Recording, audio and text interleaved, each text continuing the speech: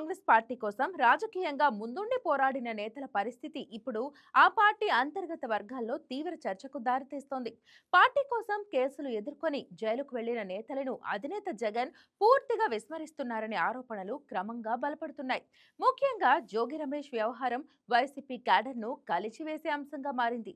YCP రాజకీయ వ్యూహాల కోసం జగన్ కోసం ముందుండి పనిచేసిన జోగి రమేష్ కల్తీ మద్యం కేసులో అరెస్ట్ అయి జైలుకు వెళ్లారు. పార్టీ తరపున పోరాడినందుకే జైలు పాలయ్యారని ఆయన వర్గాలు చెబుతున్నాయి. కానీ అలా జైల్లో మగ్గిపోతున్న తమ నేతను పరామర్శించేందుకు జగన్ కు మనసొప్పలేదన్న విమర్శలు వెల్లువెత్తుతున్నాయి. రోజుల తరబడి జైలులో ఉన్నా కనీసం ఒక ఫోన్ కాల్ గాని పరామర్శ గాని లేకపోవడం జోగి రమేష్ ను మాత్రమే కాదు, మొత్తం పార్టీ శ్రేణులను కలిచివేస్తుంది. ఇంతకీ జోగి రమేష్ ను జగన్ ఎందుకు దూరం పెడుతున్నారు? Let's watch this story.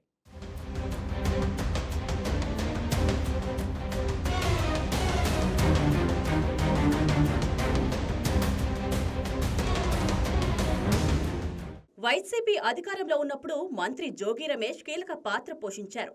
జగన్పై ఎవరు విమర్శలు చేసినా జోగి మీడియా ముందుకొచ్చి వాళ్లపై విరుచుకుపడేవారు. జగన్కు నమ్మిన బంటుగా పనిచేశారు. అయితే అలాంటి జోగి రమేష్ ప్రస్తుతం కల్తీ లిక్కర్ స్కామ్లో జైల్లో ఉన్నారు. బెయిల్ కోసం తీవ్ర ప్రయత్నాలు చేస్తున్నారు. కానీ ఎప్పటికప్పుడు ఆయన బెయిల్ పిటిషన్లు తిరస్కరణకు గురవుతున్నాయి. దీంతో ఆయన జైల్లోనే ఉండాల్సిన పరిస్థితి. అయితే ఇన్ని రోజులుగా ఆయన జైల్లో ఉన్న వైసీపీ అధినేత జగన్ ఆయన్ని పరామర్శించకపోవడంపై రకరకాల ప్రచారం జరుగుతుంది.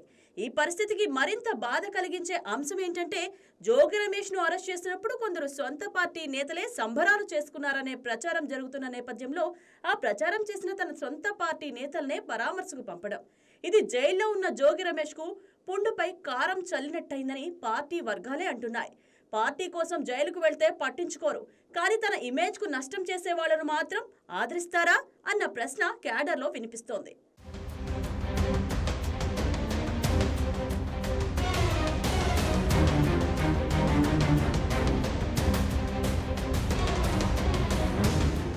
ఇకపోతే ఇది కేవలం జోగి రమేష్ కే పరిమితం కాదు. అరెస్ట్ అయి జైలుకు వెళ్లిన అనేక మంది వైసీపీ నేతలను జగన్ పట్టించుకోవడం లేదన్న భావన బలంగా నాటుకుపోయింది.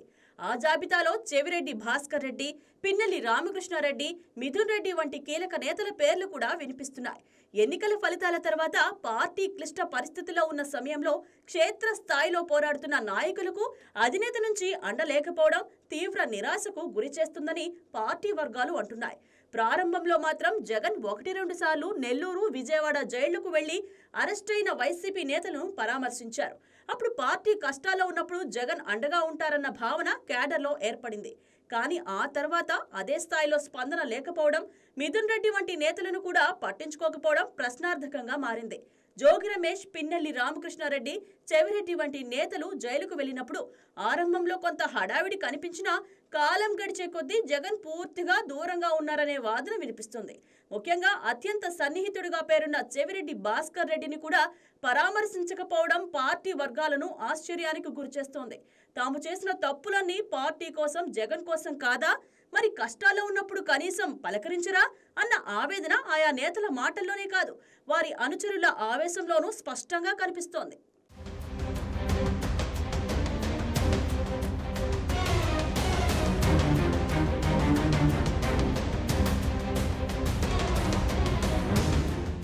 మరోవైపు తమ రాజకీయ భవిష్యత్తును పన్నంగా పెట్టి పనిచేసిన అధినేత నుంచి కనీస నైతిక మద్దతు కూడా లభించకపోవడం వారిని ఒంటరితనంలోకి నెట్టేస్తోంది.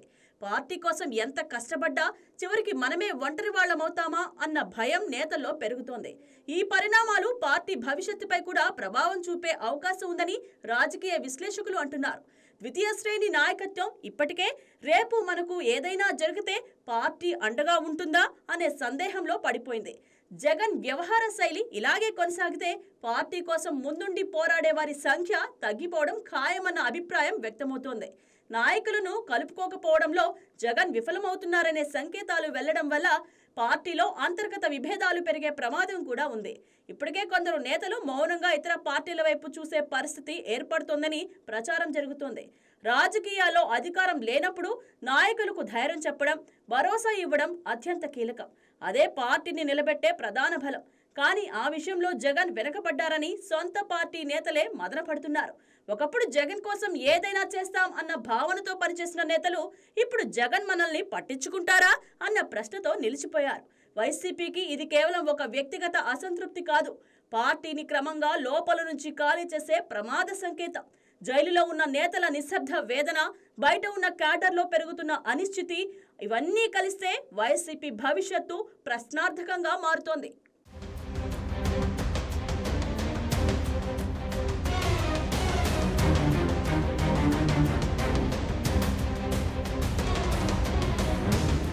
ఈ వీడియో మీకు నచ్చినట్లయితే లైక్ కొట్టి షేర్ చేసి మా వైకే టీవీ ఛానల్ని సబ్స్క్రైబ్ చేయండి.